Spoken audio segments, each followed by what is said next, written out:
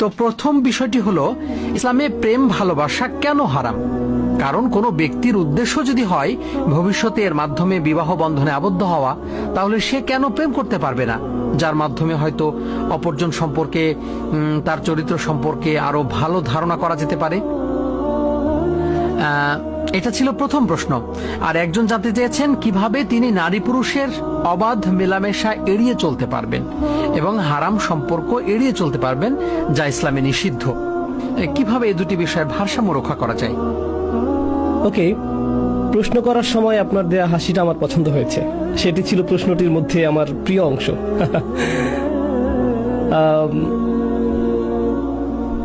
এই বিষয়ে আমার মতামত হলো, প্রেম হলো একটি কনফিউজিং পরিভাষা। আর এটা দিয়ে বোঝায় পুরুষ এবং নারীর অশালীন অথবা অসঙ্গত সম্পর্ক, যা আমাদের ধর্মের মূলনীতিগুলো লঙ্ঘন করে। কিন্তু আমি অত্যন্ত পরিষ্কারভাবে বলতে চাই, এই বিষয়ে যা আমার কাছে যুক্তিসঙ্গত মনে হয়েছে, সাহাবারা বিয়ে করেছিলেন এবং তারা একে অপরের সম্পর্কে জেনেছেন, তারা একে অপরের সাথে কথা বলেছেন, তাদের মধ্যে পারস্পরিক বোঝাপড়া তৈরি হয়েছিল। এমনকি তারা এমন অবস্থায় পৌঁছেছিলেন যখন বলেছেন, আপনাকে আমার পছন্দ হয়েছে, আমি আপনাকে বিয়ে করতে চাই। ঠিক আছে, তাহলে আমার পরিবারের সাথে কথা বলুন। এরকম ঘটেছে। স্বাভাবিক শালীন মাত্রার মধ্যে কথোপকথন আমাদের ধর্মে সম্পূর্ণরূপে বৈধ। যদি আপনি মনোযোগ সহকারে মদিনার জীবন অধ্যয়ন করেন, সাহাবীরা কিভাবে মদিনায় বসবাস করেছেন, মদিনায় নারী এবং পুরুষের ব্যবহার একে অপরের সাথে কেমন ছিল, আপনি পাবেন যে আমরা যেরকম চরম পৃথকীকরণের কথা বলে থাকি, আসলে মদিনাতে সেরকম কিছু ছিল না। সম্মানপূর্ণ একটা যোগাযোগ ছিল, স্বচ্ছ একটা যোগাযোগ ছিল। এই সচেতনতা সহকারে যে আমাদের ধর্মের কিছু মূলনীতি আছে যা আমাদের মেনে চলতে হবে। আপনাদেরকে বলছি, এতে কোনো সমস্যা নেই। যখন আপনি বিশ্ববিদ্যালয়ে পড়ছেন, কিছুদিনের মধ্যেই পড়াশোনা শেষ হবে, শীঘ্রই চাকরিতে যোগ দিবেন, আর আপনি কাউকে পছন্দ করেন, এটা হারাম না। অপরজনকে জানানো যে আপনি তাকে পছন্দ করেন এবং বিবাহ বন্ধনে আবদ্ধ হওয়ার জন্য কথোপকথনের আগ্রহ ব্যক্ত করা হারাম না। কিন্তু হ্যাঁ, আপনি যদি একান্তে সময় কাটানো শুরু করেন আর আপনারা নির্জন স্থানে একে অপরের সাথে রাত 3টা পর্যন্ত কথা বলেন এবং এ জাতীয় অন্যান্য কাজ করেন, তাহলে আপনি বিপদ সীমার মধ্যে প্রবেশ করছেন। কিন্তু আপনি সম্মানের সাথে প্রকাশ্যে স্বচ্ছতা সহকারে কারো সম্পর্কে জানার জন্য কথা বলতে পারেন। এমনকি মেয়েরাও যারা এখানে বসে আছে, তারা তাদের বাবাকে বলতে পারে যে বিশ্ববিদ্যালয়ের এক ছাত্র আমার সাথে কথা বলার প্রস্তাব দিয়েছে, আমিও তার সাথে কথা বলে দেখতে চাই। আপনি কি এতে সম্মত আছেন? এটা ঠিক আছে, এরকম করাতে কোনো সমস্যা নেই।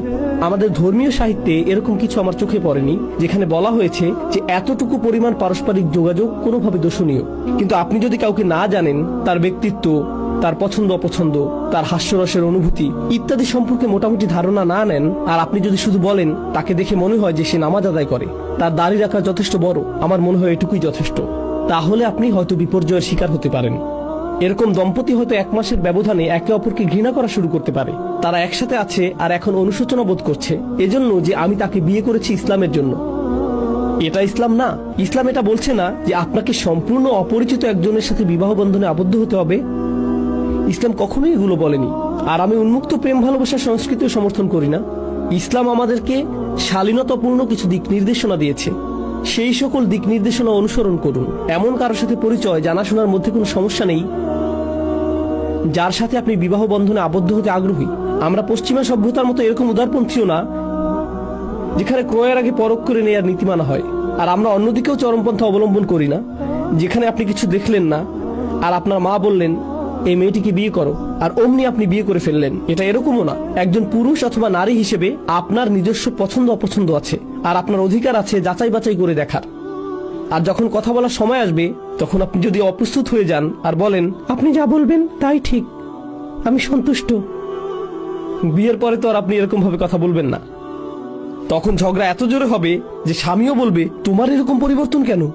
প্রথম দেখায় তোমার কণ্ঠস্বর তো এত উঁচু ছিল না, তুমি বলেছিলে কোনো সমস্যা নেই, এখন তো দেখছি সবকিছুতেই সমস্যা। কি হয়ে গেল এখন? এটা এজন্য যে আমাদের পছন্দ অপছন্দ, আমাদের সীমা, আমাদের স্বাচ্ছন্দ্যের মাত্রা সম্পর্কে সৎ স্বচ্ছ কথোপকথনের ক্ষেত্রে আমরা অত্যন্ত ভীত। যদি একটি ছেলের নিজস্ব নিয়ম নীতি থাকে এবং তার হবু স্ত্রীকে বলে আমি খুবই অস্বস্তি বোধ করব যদি আমার স্ত্রী এটা এটা এবং এটা করে, এই ব্যাপারে আপনার মতামত কি? এরপর মেয়েটি বলল আমি এটা পছন্দ করব না। যদি আপনি সোশ্যাল মিডিয়ায় অন্য মেয়েদের সাথে কথা বলেন, আমার জন্য এটা হবে অস্বস্তির কারণ। আপনি আপনার সীমারেখা সম্পর্কে আলোচনা করতে পারেন। আপনি আলোচনা করতে পারেন এমন কিছু সম্পর্কে যা আপনার অনুভূতিতে আঘাত দিবে। আপনি আলোচনা করতে পারেন বিবাহিত জীবনে আপনার প্রত্যাশা নিয়ে। এগুলো গুরুত্বপূর্ণ আলোচনা। এটা আপনার বাকি জীবন। এটাই আপনার বাকি জীবন। একটি মেয়ে কি জিজ্ঞেস করতে পারে, আপনার মায়ের সাথে আমার সম্পর্ক কেমন হবে, এ ব্যাপারে আপনার মতামত কি? এটা একটা গুরুত্বপূর্ণ প্রশ্ন, কারণ যদি আপনার মা আমাকে কিছু করতে বলেন, আমি কি সেটাকে আপনার পক্ষ থেকে আসা আদেশ বলে বিবেচনা করব, নাকি সেটা ভিন্ন বিষয়? আমাদের ধর্মে কিন্তু এটা পৃথক। আমাদের সংস্কৃতিতে এটা পৃথক নয়, বরং আমাদের ধর্মে এটা পৃথক। আপনার দায়িত্বের মধ্যে আপনার স্বামীর দাবি রয়েছে, কিন্তু আপনার দায়িত্বের মধ্যে আপনার স্বামীর বর্ধিত পরিবার বা অন্য কারো দাবি নেই।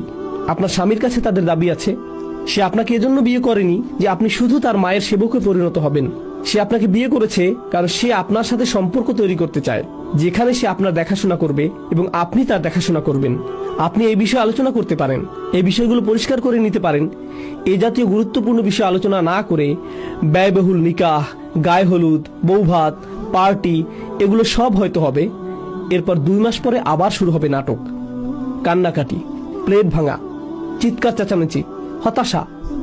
আগেই ঝামেলা এড়ানোর চেষ্টা করুন। আমাদের ধর্ম অস্বাভাবিক বাধ্যবাধকতা আরোপ করেনি। আমাদের ধর্ম দিয়েছে নৈতিক, আধ্যাত্মিক দিক নির্দেশনা। শুধু এগুলো অনুসরণ করুন, তাহলেই কোনো সমস্যা হবে না।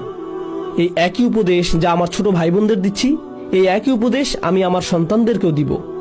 আমার নিজের সন্তানদেরকে ভিন্ন কোনো উপদেশ দিব না।